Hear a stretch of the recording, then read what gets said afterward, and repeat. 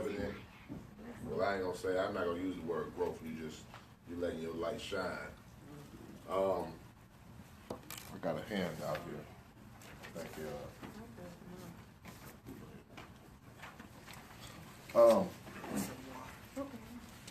I'm blessed with the opportunity to start us off this week. Our new focus for February is oppositions in position. And so what that means is oppositions, what that means is oppositions with apostrophe S. They are in position. In other words, expect opposition. And so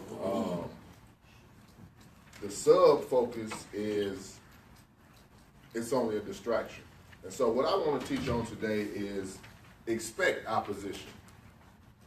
We have to expect opposition. We're in relaunch endeavors, and the pastor's been preaching about the great comeback. But during that great comeback, we have to expect opposition. So today's Bible study will be in the book of Nehemiah. The Bible study will cover basically chapters 1 through 6. But because we don't have time to read those entire chapters, I just picked out a few focus verses. And so let's open our books to Nehemiah Chapter 2. Nehemiah is after 2nd Chronicles, right before Job, in between Esther and Ezra. Nehemiah is an interesting character. In the Bible, Nehemiah is one of my favorite characters. He was a strategist. He was a man of God. He was a regal person. He was the king's cupbearer. The Persian king Artaxerxes. I know I'm butchering his name, but when y'all see his name, y'all know who I'm talking about. Ezra was his contemporary. We have a book in the Bible named Ezra. And Ezra set out to go build the temple in Jerusalem. And so once Nehemiah found out that the temple was being built, he was like, wow, we need to build a wall. Because people can just come in and just steal everything up out of the temple. Okay. And so God laid it on his heart to go and build the wall. Look at Nehemiah chapter 2. And we're going to start at verse 1, and I'll read to 12, and then we'll begin today's study. It says, in the month of Nisan, in the 20th year of King Artaxerxes, when wine was brought for him, I took the wine and gave it to the king. Remember, he's the king cupbearer. I had not been sad in his presence before, so the king asked me, why does your face look so sad when you are not ill? This can be nothing but sadness of heart. I was very much afraid, but I said to the king, may the king live forever. Why should my face not look sad when the city where my ancestors are buried lies in ruins and its gates have been destroyed by fire? The king said to me, what is it that you want?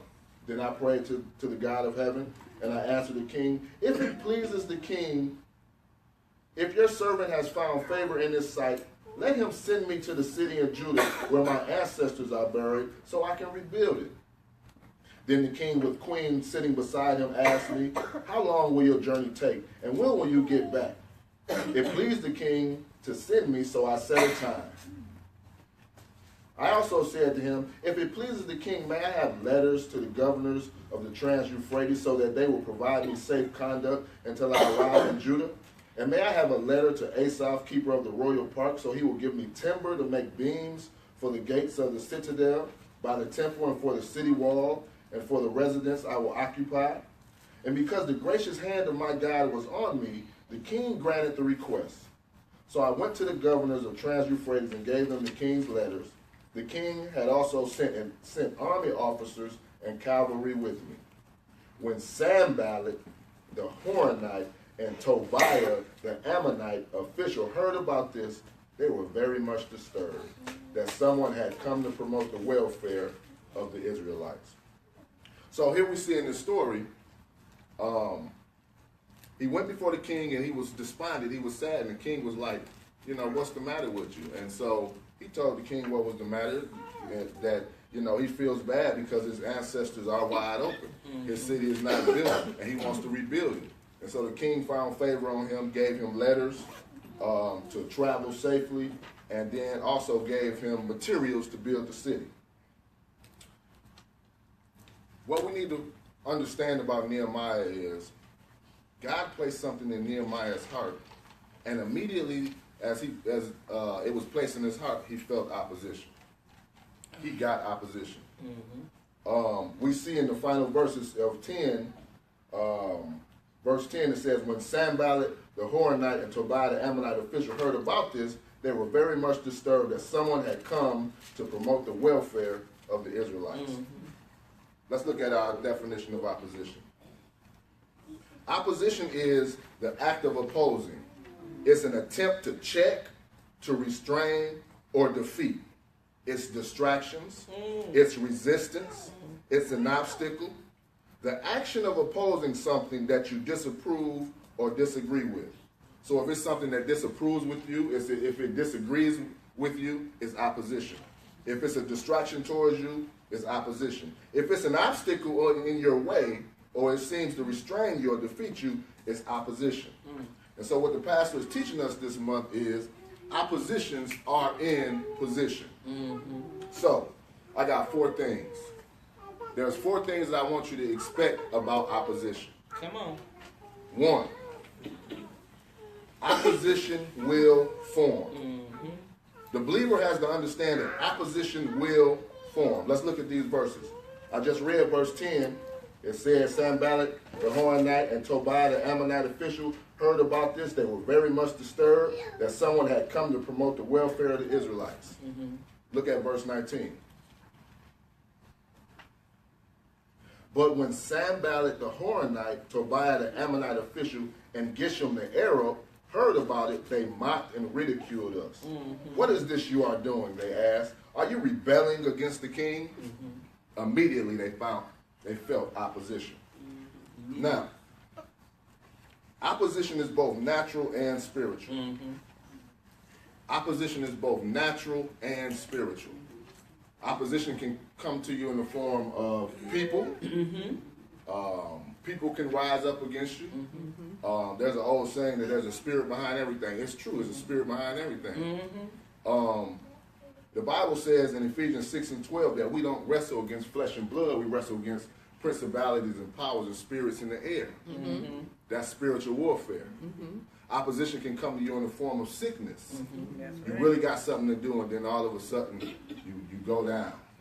That's a form of opposition. Remember, opposition is any obstacle or action opposing something that you're doing. It's anything that distracts or tries to restrain you. Okay, so we know that opposition is both natural and spiritual, but opposition will form against you in any shape or form at any time. Right. Anytime. Lay in your bed at 2 a.m. in the morning, God wakes you up, you don't know why you up, I gotta get up at 5, I'm up at 2, I can't go to sleep. God is dealing with me about something, and all of a sudden I make the decision to go with God. 5 seconds later, opposition will enter in. Mentally. Spiritual warfare. That's what it is. How do you recognize opposition? There's 2 things. 2 ways you can recognize opposition. 1, if it's against God, it's opposition. If it's against his word, it's opposition. Come on. The word says in Galatians 5:16 that the spirit and flesh are enmity between each other. Or that they are opposite, they are in conflict. Anytime something goes up against God or his word is opposition. But to take it a step further, if it's against you or what you're trying to do, it's opposition. If it's against you or what you're trying to do, it's opposition. If it's causing you to believe that you can't do it, it's opposition. And let me take it even a step further. If you're in the flesh, then you're opposition. Because anything against God is opposition. The word says that the flesh and the spirit are colliding, they're fighting against each other, they're in opposition. So if you're in the flesh, you're opposition. So we have to recognize that. Let me give you an example. sometimes we can use the mechanics of spirituality as opposition. Sometimes we can use the mechanics of spirituality as opposition. For example, God placed something good on your heart to do, and the enemy subtly suggests that you go to God to make sure that what he placed in your heart is what he wants you to do. Mm-hmm. That's real subtle. Mm-hmm. Pay attention to what I said. God put something in your heart to do, and then the enemy subtly suggests to you for you to go. Now, there's nothing wrong with going to God. Mm-hmm. The word says for us to do all things with prayer and supplication, that we should pray without ceasing. But God placed something in your heart to do, and then the enemy suggests to you subtly that you should go back to God and ask him the thing that he placed in your heart, is that what you want me to do? So while you're sitting there waiting on an answer, nothing's being done. The kingdom's work is being held up, at least on your end. Very subtle. And we got the greatest intentions. God told me, for example, say God said, "Oh, T, I want you to do evangelism. I want you to go and start a ministry for young boys or whatever." And I know God put it in my heart. But because I'm unsure, I allow Satan to come in, and then I say, you know what? Well, let me wait till I get an answer from God. I'm praying and praying and waiting and waiting. And while I'm waiting, nothing is happening. So, if it's against God, it's opposition. If it's against you or what you're trying to do, if it's causing you to believe that you can't do it, it's opposition. Number two, we found out in 1, opposition will form. 2, we find out that opposition will increase. Let's look at the word. Chapter 2, verse 10. And I'm getting ready to open this up for statements and conversations, but I just want to lay this groundwork. Opposition will increase. In chapter 2, verse 10 of Nehemiah, we see we have Sanballat the Horonite and Tobiah the Ammonite. Okay? Go to verse 19 of chapter 2. We have, but when Sanballat the Horonite, Tobiah the Ammonite official, and Geshem, that's one extra, Geshem the Arab, heard about it, they mocked and ridiculed us. Right? Go to chapter 4, verse 7. Remember, we're covering 6 chapters, but we don't have time. Chapter 4, verse 7. He says, but when Sanballat, Tobiah, the Arabs, the Ammonites, and the people of Ashdod heard that the repairs to Jerusalem's walls had gone ahead and that the gaps were being closed, they were very angry. They all plotted together to come and fight against Jerusalem and to stir up trouble against it. You see how it increased? It started off with Tobiah and Sanballat, and now you got the Arabs, the Ammonites, Tobiah, Sanballat, everybody. The principle there is, the closer you get to your goal, to your destination, or to the manifestation of your prayers, opposition will increase. Opposition will increase. How do you know you're getting close to your goal? Opposition increases. Opposition has more to do with who you are than what you have done. All right now. Opposition has more to do with who you are than what you have done.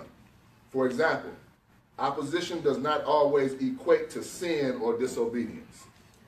Okay. Most people think when all hell is breaking loose, pardon my French, that I must have did something wrong. It's not always the case. Yeah, no. Opposition is increasing because you're getting closer. Anybody want to expound on that? Look. I've been going through hell for a mighty long time, my brother. And no, it has nothing to do with. What was your question? What was your question? Say it again. Opposition will increase the closer you get to your destination. Yeah. Opposition will increase the closer you get to your destination. Yes, because what God has placed in you to do, there's always going to be a distraction to keep you from getting to your destination. But if you stay in God's word, you will move forward. We've got to be grounded. Absolutely. Reverend Sherzard. Let me tell you, perfect example.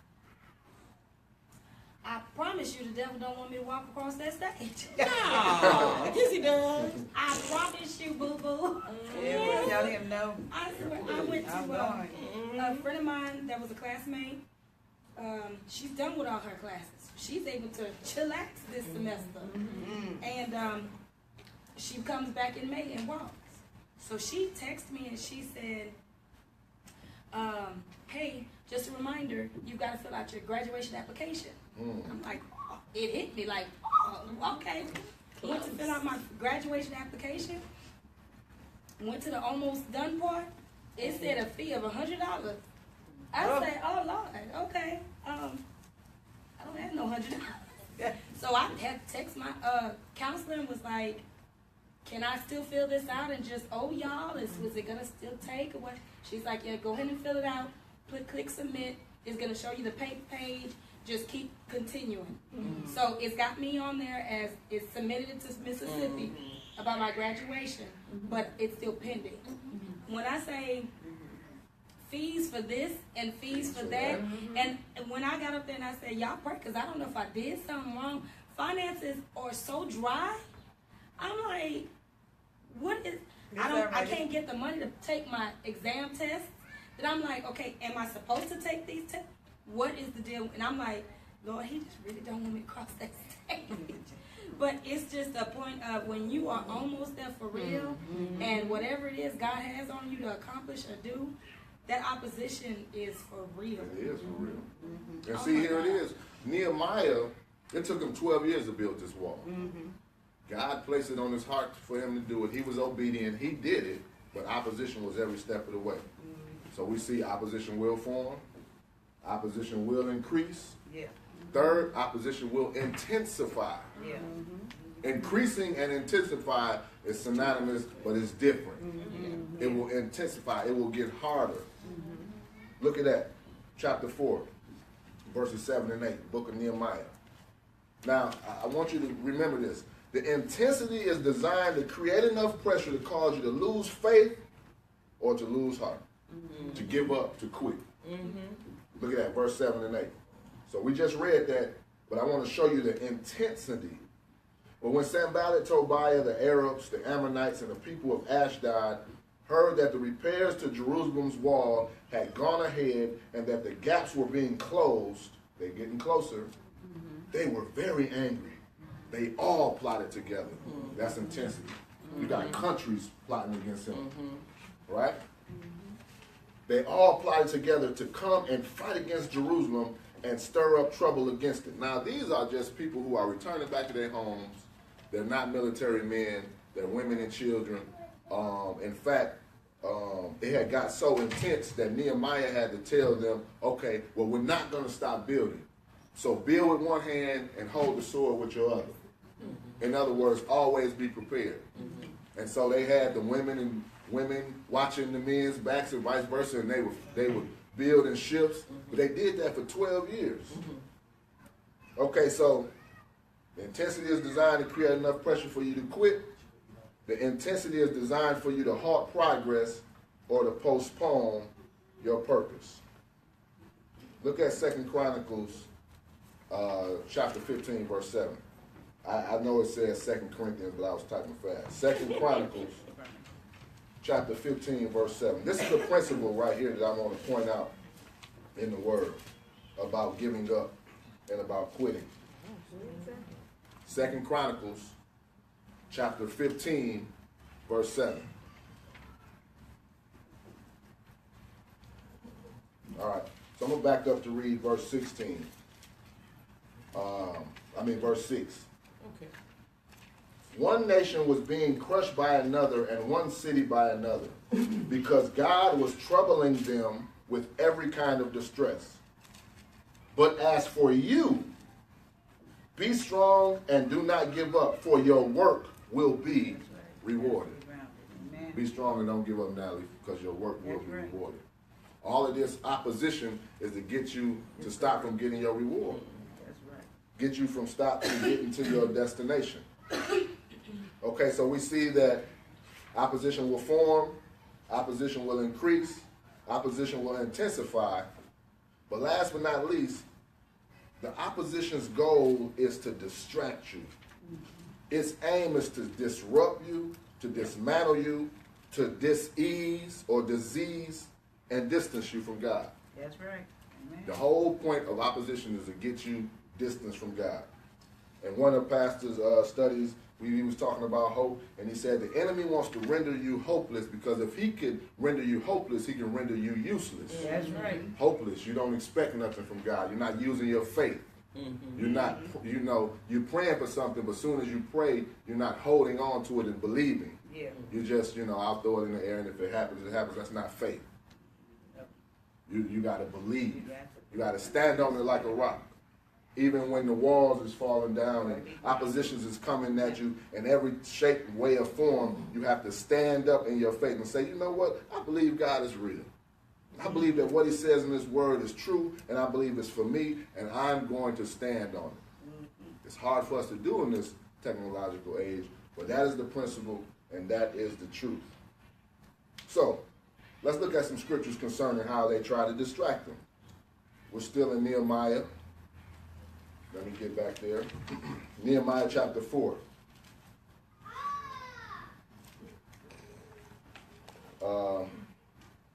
I'll read verses 10 through 18.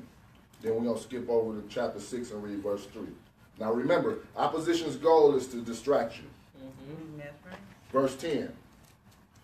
Now, this is right after they got very angry, all of those nations, and they wanted to plot against them. And this was what happened. Meanwhile, the people in Judah said, the strength of the laborers is giving out, and there is so much rubble that we cannot rebuild the wall. Also, our enemies said, before they know it or see us, we will be right there among them and will kill them and put an end to their work. Then the Jews who lived near them came and told us 10 times over, wherever you turn, they will attack us. So they first they getting tired, and then two, they're fearful because they're getting these messages of people saying we getting ready to run up in there and attack y'all and tear y'all down and halt y'all and stop y'all progress. Sounds familiar? The enemy wants to stop our progress, right? Verse 12. Then verse 13. Therefore, here's Nehemiah, the great strategist. Therefore, I stationed some of the people behind the lowest points of the wall at the exposed places, posting them by families with their swords, spears, and bows. Everybody was included, families, men, women, and children. After I looked things over, I stood up and said to the nobles, the officials, and the rest of the people, don't be afraid of them. Remember the Lord who is great and awesome, and fight for your families, your sons and your daughters, your wives and your homes. This is an attitude. He's saying, remember the Lord who is great and awesome, and fight for your families, your sons, your daughters, your wives, and your homes. Fight the fight of faith. Yeah.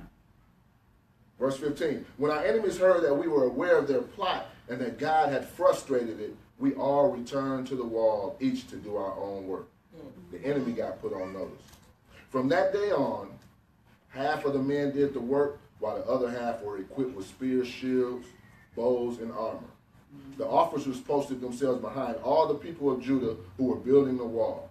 Those who carried materials did their work with one hand and held a weapon in the other. It was always prepared. It was determined. They would not quit. And each of the builders wore his sword at his side as he worked, but the man who sounded the trumpet stayed with me. So we see that they're trying to distract them, get them to halt. Look at chapter 6, verse 3. Nehemiah said, so I sent messengers to them with this reply. I am carrying on a great project, and I cannot go down. Why should the work stop while I leave it and go down to you? So, here's the scenario. The opposition couldn't get them to stop. So they started sending emissaries and messengers. I need to meet with you, man. I need to meet with you. It's very important. And he's like, I ain't got time to meet. I got a project going on. He know they plotting anyways. Yeah, that was He want them to meet with him so they can kill him. If they chop off the head, the body will fall. But he wouldn't fall for it. He wouldn't fall for the distraction. Listen to what he said. Verse 3. He says, I'm carrying on a great project and cannot go down. Why should the work stop while I leave it and go down to you? That's what the enemy, that's what the opposition wants you to do. To stop your work, to focus on him. To stop what God wants you to do, to focus on the insecurity. Yeah. To focus on the depression, to focus on the hopelessness, the worthlessness, to focus on what you ain't got going on, and what you ain't got instead of what you do got. Yeah. I had to learn that. I used to focus on, man, they doing this. I wish I can't do this. I don't have that. But God had to show me, look what you do have. Yeah. Health, love. I might not have a Benz, but I got a car. I might not be, in the house I want, like 50 million bedrooms, but I got a home. Amen. Praise God. I'm thankful for what I do have. And I'm not focusing on what I don't got. And I believe that's the dilemma we as believers face. So, anybody got any questions or have any statements about what we just discussed? Well, the more we explore and become and use our gifts, and the closer we get to the master and to do his will, we're going to always have distractions. 56. Okay, good time. Listen. I said the more we get closer to God in You the know we heard, relationship you with know we him, heard that. the more, did I say that again? What did I say? Keep talking, She was Diane. distracted. Yeah, there you'll distract me, okay. All right, I'm saying the more we apply the gifts that God has placed upon us, the closer we get to doing what we need to do, the more distractions we're going to have. And we got to know that God has already have it worked out already. And we as born again believers in Christ know that we live by faith and not by sight. So no matter what the adversary has to do, or what some people do to you to try and stop your progress, and when some people come back and tell you, God didn't tell you to do this, you got to worry about what God say. You can't worry about what people say. Amen. We can't worry about what people do. That means family members too, because you have distractions all over. If you're a child of God, the closer relationship you get with God, the more distractions you're going to have. If this is the way life is, we're going to have distractions until we leave here. It's not going to never stop. But long as you're in Christ, know that God is going to bring you through. We don't have to worry about the oppositions, what they're trying to do. Because we already got the victory. We got the victory. So we just got to do what God tells us to do. Amen. Go forward. And believe you're going to work it out and have it. You already got it. You hear me? Yes, ma'am. But if you keep on thinking about what I don't have, Yes, ma'am. and if it's going to work, Yeah, no, that that's means true. you don't believe. That's That's right. true. That's true. I'm telling you, some things that happened in my life, girl, that just scared you. But I do know God working miracles today like he Amen. always has. And I thank him. Brother Sherzad. Yes, Lord, I thank Oh, him. before you mention something, Oh, okay. I want to say to you, too, that God has allowed you to go through all of this, your school and everything, why would you think that he would not let it complete? He don't have to do stuff. Oh no, it's not that I don't think he's gonna allow it to complete. It's just I find it to be real interesting that in my last semester, everything seems to want to be falling apart. That's just And how it's it is like, the last semester. and I've literally been really just walking like, okay, Lord, The last semester. I don't have the money to pay this. I trust you. Oh, Okay, Lord, I don't have this to do that. I trust you. Okay, Lord, I'm kind of like on the verge, where I've got to complete so many courses that I've accepted. If I all completed, I won't. If not, it'll be okay if I complete them in the summer, but I want to walk. That's what my plan is. Absolutely. But I've had to come to accept what his plan may be and be okay with it. But it just seems like last semester, I'm here, I'm struggling financially, I'm struggling to pay rent, I'm struggling to pay school fees, I'm struggling. And I'm like, I'm literally asking myself, what has changed in this one little semester? I got the same paying job, I've got the same paying income that I was just last semester or last year. I wasn't struggling like this, and I'm like, Oh, you almost to the end now, baby. yeah, and I'm just like, what? I literally do feel like all hell is breaking It loose. is. Excuse my French. It is. It is. It just seemed like all hell is breaking loose, resources that I was able to go to, those are shut down. And I'm like, oh, okay, so this is what I'm gonna do. Lord. I'm gonna just sit right here, and you gonna figure out whatever it is. Yeah. And I was just gonna say, you know, what Miss Reverend Diane said is very true. But I'm noticing distractions to be subtle also. So subtle that you don't even recognize it's a distraction until later it becomes bigger. You know, and those are the things that we need to ask God to discern and put that discernment in us so that we can recognize those subtle distractions. Because yeah, I'm at the point where I don't want to write another paper. I don't want to study nothing. You know, you ask me, want to let's give go up. Yeah, you ask me, let's go to get a drink and let's go to the movies. I'm Yeah, like, you go for okay, that, let's huh? do that. Yeah. But I mean, just the reality that those subtle distractions, or just that subtle distraction of, am I going to financially be able to pay for that? I'm having to say, for real, God, you really got this, because I clearly have no control at this point. But see, I'm glad you're here because you're one step closer. You got like the final step, and all hell is breaking loose. It's because you're getting closer. So it's increasing. Its form is increasing, and now it's intensifying. It is. You know what I'm saying? And so what you have to have in your heart is expect it. That's what this lesson is about. We must expect it. Opposition is inevitable. It's how we handle it. It's how we see it. It's how we approach it. Right. Nehemiah kept working. He kept doing what he was supposed to do, and he didn't allow the opposition to halt him. I got two more things, and then we're going to wrap up. So the purpose of opposition is to get you to focus on the distraction and not the destination. But let's look at some different types of distractions. And I just threw out 3 of them, but you guys can add on if you think about it. Life is a distraction. Look at Mark chapter 4.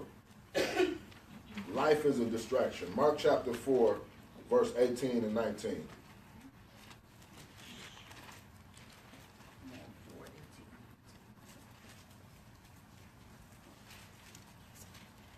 It's a distraction. If Satan is coming at you and trying to tell you that you're not going to get this, or you're not smart enough for this, or you don't have the credentials for this, or it's not going to happen, or, you whatever, been out the game or whatever, those are oppositions. That's an oppositional force. That is not God. That is not God under no circumstance. God is not a spirit of condemnation. And that's what we have to understand. That's how you recognize. Look at life. Mark chapter 4, verse 18 and 19.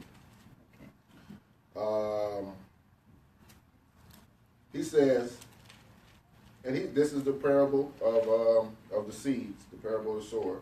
He says, still others, like seeds sown among thorns, hear the word, but the worries of this life, the deceitfulness of wealth. Wealth is very deceitful. You think if you get money, all your problems is going to be fixed. And the desires for other things come in and choke the word, making it unfruitful. The worries of life, the deceitfulness of running a rat race, of getting that high-paying job, getting that degree, thinking that, well, if I just do this, if I do that, I'll be able to pay my bills and everything is straight. Well, new level, new devil, like they say. That's right. Life. And so we have to seek ye first the kingdom of God, and then all these things will be added unto you. Look at Proverbs chapter 4, verse 25. We're in Bible study, so we're bouncing around. I know the pastor said 8:30, but I'm going to get us out of here by 8:15. Proverbs chapter 4, verse 25. This is a principle. This is a principle that we have to pay attention to. And it might read differently in your Bible. Proverbs chapter 4, verse 25. Let your eyes look straight ahead. Fix your gaze directly before you. Let your eyes look straight ahead. Fix your gaze directly before you. What it's talking about is let your eyes be straight ahead on God. laser focus on him. Know that he's a keeper. Understand that if I focus on God, I'm not going to be perfect. I'm not going to do everything right. You know, I'm a human being. But if I just focus on the things I know to do, and I focus on God, then he's going to meet me where I'm at. Right? So life is a distraction. Look at religion. Religion can be a distraction. We say it every day that we want to focus from just having church to being the church. Revelation chapter 2, verses 3 through 4. We come in here, you know, those of us who have certain responsibilities or whatever, we come in here and we do the same things over and over. We kind of got an idea of what the worship script looking like, who gonna sing, you know, pastor gonna get up here and preach 20, 25 minutes. He gonna say the benediction, and then we out of here. It's back to business as usual. But there's a danger in that type of thing. If you get caught up in that type of thing, it can be a distraction. Revelation chapter 2, verses 3 through 4. He says, you have persevered and have endured hardships for my name and have not grown weary. Yet I hold this against you. You have forsaken the love you had at first. All right. What's the first love? Yeah, God. Instead of us coming in here to please God, we come in here to put on a show. Amen.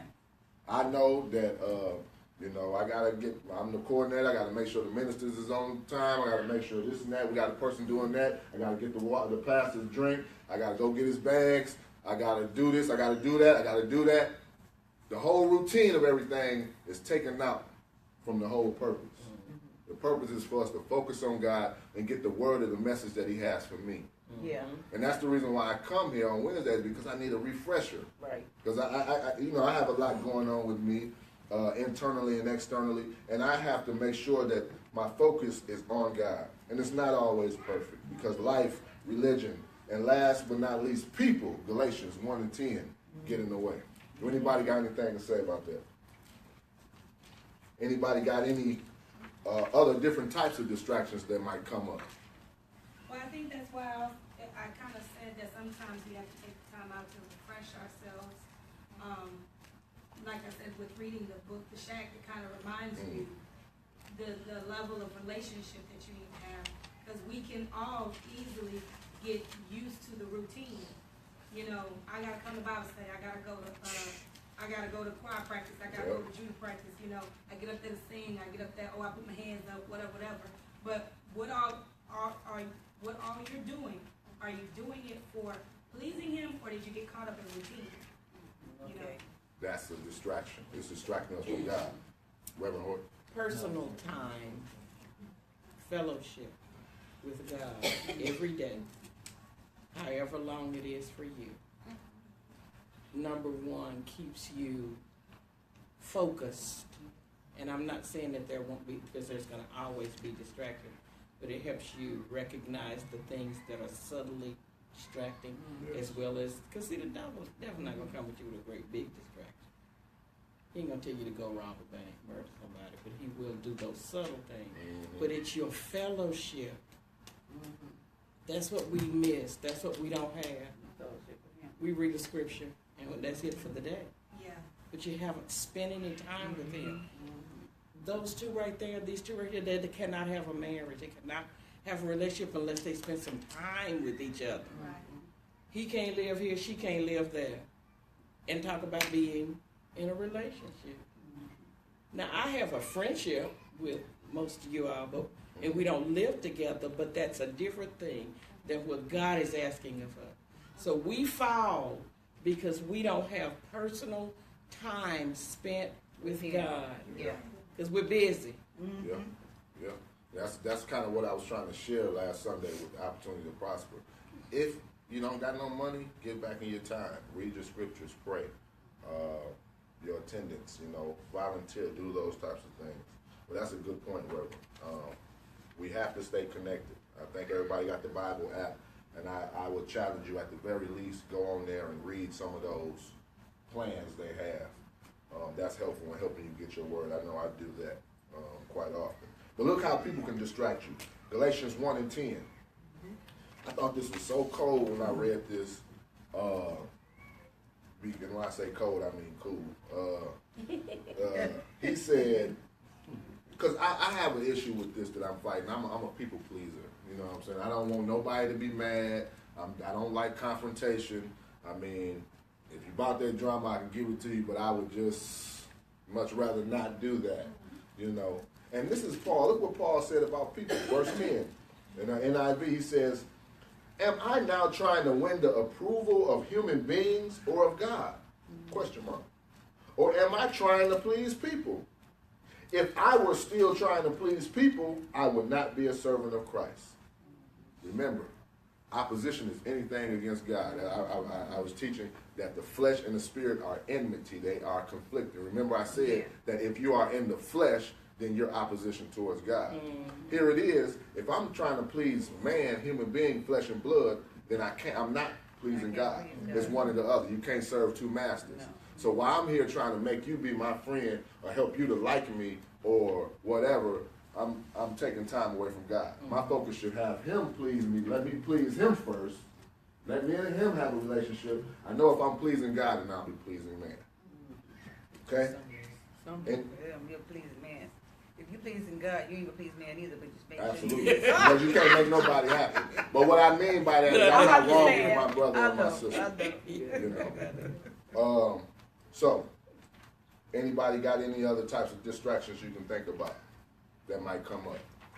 We said life, religion, people, school, work, finances, sickness. Yeah. I mean, I'm gonna tell you what. I'm gonna tell you a distraction for me that try to get me off my square almost every Sunday morning. Running late.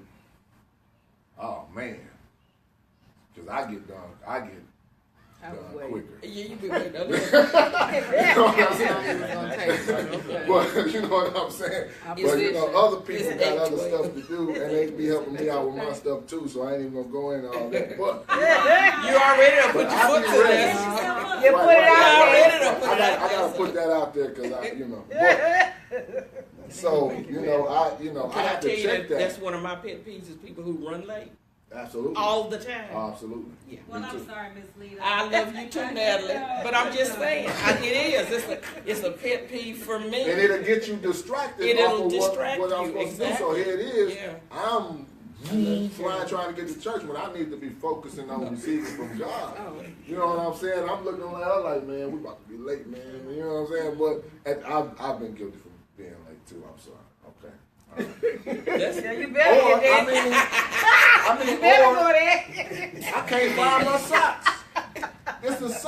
It's a sock spirit in here, still a spirit. Yeah. How you only got one sock? I just had them the night before. And you lose your keys. I know I just sat them. And now you spend 10 minutes trying to find your keys, and your mind is off those of are distractions from the Oh my God. That's what when so I run my pantyhose. You gotta get your spirit right before you even come in. When I run my pantyhose, that's a distraction. Oh my God. Mess me up. So, and I didn't get them from Walmart. But what should we do? We gotta expect opposition. Expect distractions. Right. Expect opposition. All right. What time we got, River? 8:13. Okay. I'm gonna end with this. I think Tina didn't have that. Oh, I'm sorry, Tina. Distraction on the way to Okay. service tonight.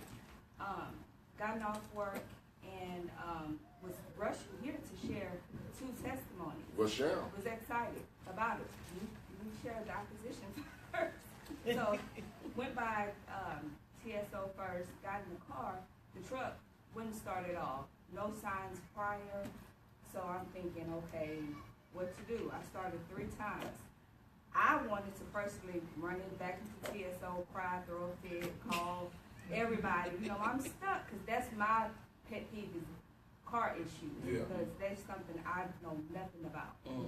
And I just don't have, somebody at home I could call. So, but I was praying and I know it was nothing but the Spirit telling me to stay there. In the car, it was hot for like 20 minutes. And I was praying and then the car started. I made it to the daycare to get the kids because I was thinking, I'm going to be late. This is going to happen. I called my brothers, everybody. Of course, sometimes when you tend to help and reach out, you don't get that in return. The old me would have gotten upset.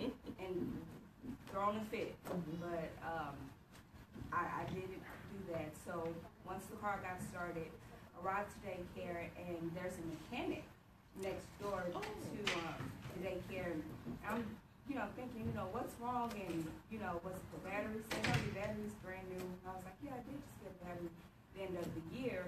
And he said it's the key switch. So it's like $5. Wow. I could have gotten ripped off. Come on now. Mischarged. Come on thinking now. that it was something else, worse. It could have been worse. So I'm happy I didn't get out the car because, I would have had to wait an hour, I think, till after my dad got off. So it was, and the way I look at it as well is, in order to have a testimony, you're going to go through tests, you're going to face trials and triumphs. So before the pleasure and your gifts come, you're going to face pain and opposition.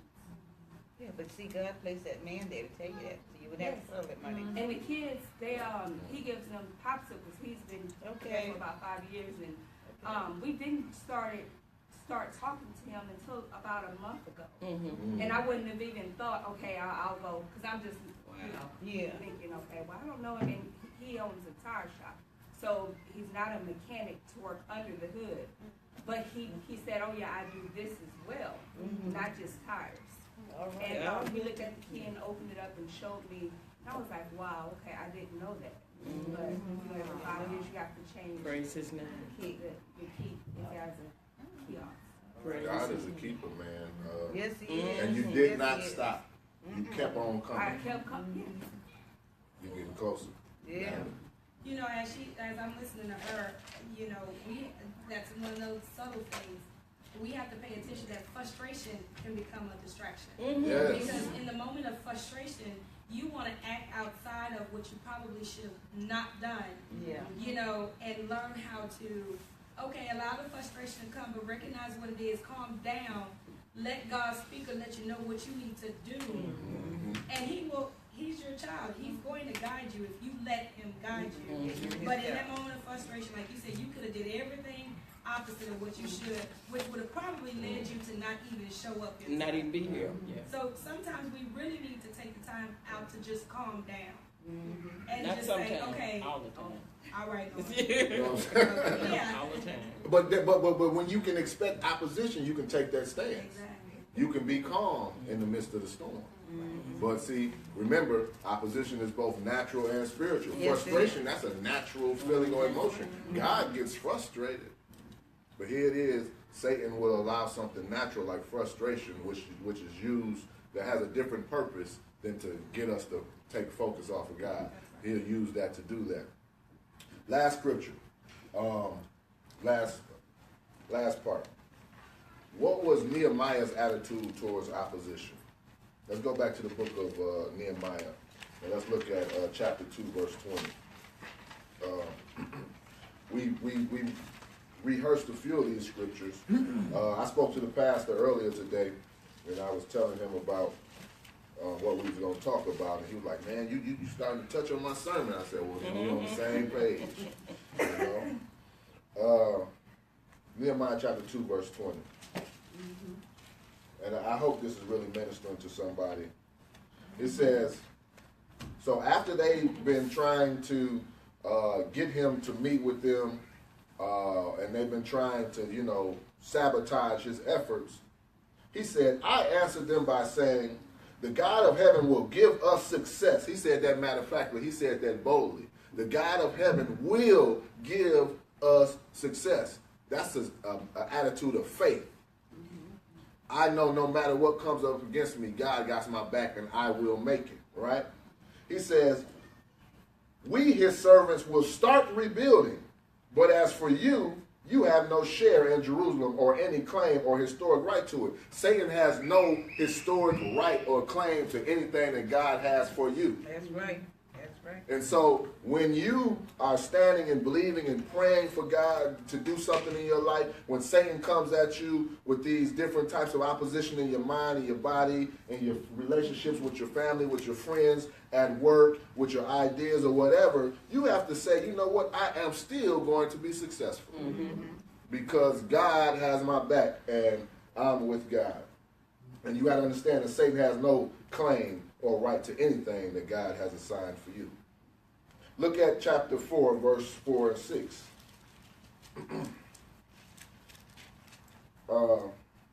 So, once again, Tobiah was sending shots at Nehemiah. And so Nehemiah said, you know what, I'm going to take this to God. In verse 4, he says a prayer. Now, I'm going to say, we shouldn't pray these type of prayers, but he was a little upset. So he was like, Lord, I want you to, handle them. He says, hear us, our God, for we are despised. Turn their insults back on their own heads. Give them over as plunder in land of captivity. Do not cover up their guilt or blot out their sins from your sight, for they have thrown insults in the face of the builders. But this is the key. Verse 6. So we rebuilt the wall till all it reached half its height, for the people worked with all of their heart. What was his attitude? He prayed and he kept building. Yeah. So we rebuilt. Yeah. So we rebuilt. And the people worked with all their heart. Look at verses 11 through 14 in the same chapter. Here's another way his attitude worked in the face of opposition. Also, our enemies said, before they know it or see us, we will be right there among them and will kill them and put an end to their work. They're trying to sabotage them. Then the Jews who lived near them came and told us 10 times over, wherever you turn, they will attack us. Then he said, therefore I stationed some of the people behind the lowest parts of the wall at the exposed places and posted them by families with swords, spears, and bows. After I looked things over, I stood up and said to the nobles, the officials, and the rest of the people, don't be afraid of them. Remember the Lord who is great and awesome, and fight for your families, your sons, your daughters, your wives, and your homes. He would not give up. That's his attitude. He did not give up. I'm going to fight for my family. I'm going to fight for my church. I'm going to fight for my home. I'm going to fight for my community. I'm not going to allow the opposition to come and crush us and cause us to stop, to halt. Last scripture, chapter 6, verses 8 through 10.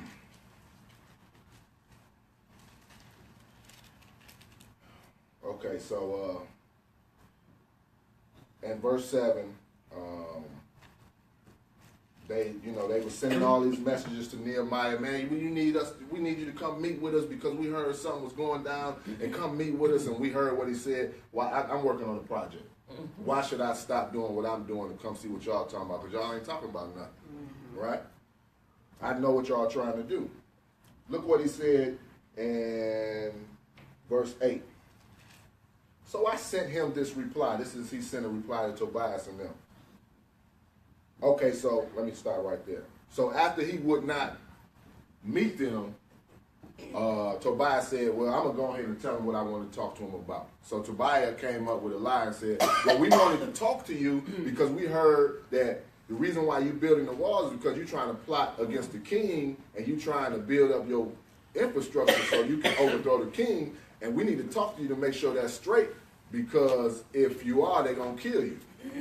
And so this was his reply after that. He says, I sent him this reply. Nothing like what you are saying is happening. You are just making it up out of your head. They were all trying to frighten us, thinking their hands will get too weak for the work and it will not be completed. But I prayed, now strengthen my hands. One day I went to the house of Shemaiah, son of Deliah, the son of Mictabel, who was shut in at his home. He said, let us meet in the house of God inside the temple, and let us close the temple doors, because men are coming to kill you by night. They are coming to kill you. But I said, should a man like me run away? Or should someone like me go into the temple to save his life? I will not go. I realized that God had not sent him, but that he had prophesied against me because Tobiah and Sanballat had hired him. He had been hired to intimidate me. He had been hired to intimidate me. He had been hired to intimidate me so that I would commit a sin by doing this. And then they would give me a bad name to discredit me. They tried to intimidate him. The opposition tried to get him to take his focus off of God. And if he would have did that, he would have sinned. Yeah. So I just want to encourage you guys today to expect opposition. Know that opposition will form. Know that opposition will increase. Know that opposition will intensify. And know that the goal of the opposition is to distract you. Yeah. And all we have to do is focus on this word, read, pray, and do what we know to do. And the distractions will be less successful. Do anybody got anything to add before we end Bible study? All right. It was good. Bible study. So it's time for opportunity to prosper. Hallelujah. Amen. Hallelujah.